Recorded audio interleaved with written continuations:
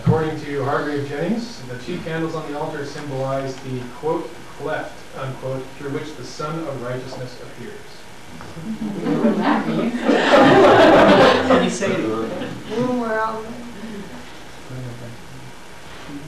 Okay, of the officers of the Mass, the priest bears the sacred lance and is clothed at first in a plain white robe.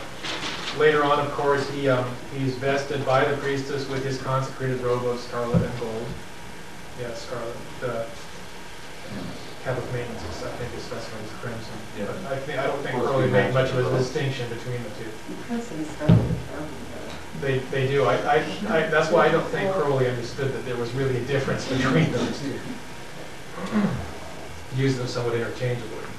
Well, wouldn't the, I don't know, they seem pretty significant in the text to me. I mean, you've got the crimson blood altar, you've got the scarlet from the radiance of the sun. There certainly is a real difference between them, but I think that when Crowley specifies in one case that the robe is supposed to be scarlet, and he specifies that the cap of maintenance is supposed to be crimson, but it's supposed to match the robe, that somehow there's wires crossed or someplace. If they're supposed to match, then they should be the same color.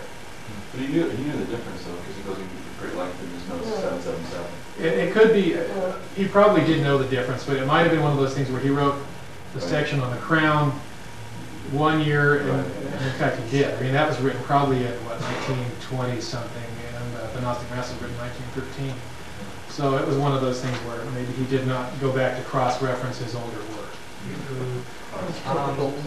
A technical point, being a professional artist, when you go to buy your paints, etc., the names for colors are extremely arbitrary. So I would simply take it as, okay, it's supposed to be some kind of red. And generally, beyond that, isn't scarlet pretty much universally assumed to be a slightly oranged red, and crimson is a slightly blued red? But the thing is, it varies a lot from company to company and from the different line of paints by the same company. And of course, since the color of the paint changes over time, mostly, it's hard to tell. Just witness the names of the new Crayolas. There you go. So, you know, I just take this red, and you know, get whatever kind of red seems to light my fire. Vibrant, bloody kind of red. Yeah. In book 4.2, he says the cap of maintenance is crimson, but at the end of the Mass, unless this is changed from another edition, it says the cap of maintenance must match the scarlet of the robe. Okay. So it doesn't. Okay, so there's internal consistency in Liber 15. The scarlet. The robe is scarlet, and the cap of maintenance is scarlet. And we'll just leave it at that. Why is it called cap of maintenance? That's a traditional term. That's what it's called in the crowns of royalty. The velvet part underneath is often called the cap of maintenance. I think it's called that because you don't want to put the gold right on your head where the oils from your hair could cause it wouldn't tarnish it obviously, but it would have to be cleaned off, and you want to try to avoid cleaning gold as much as you can. In medieval usage, the cap of maintenance was a specific item, and it was worn judicially in part, and it was separate.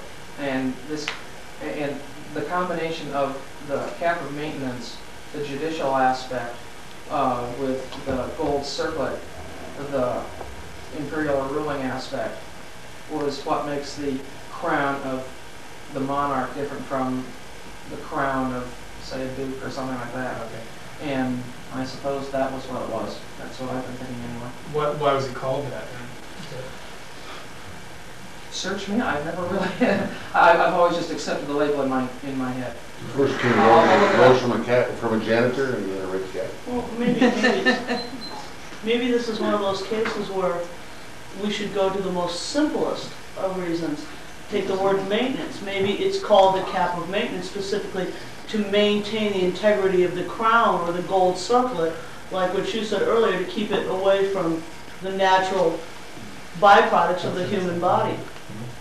But you said the cap of maintenance was worn or held separately at one time by some people. Okay. You guys were rabbinical students at one time. No. I'm afraid.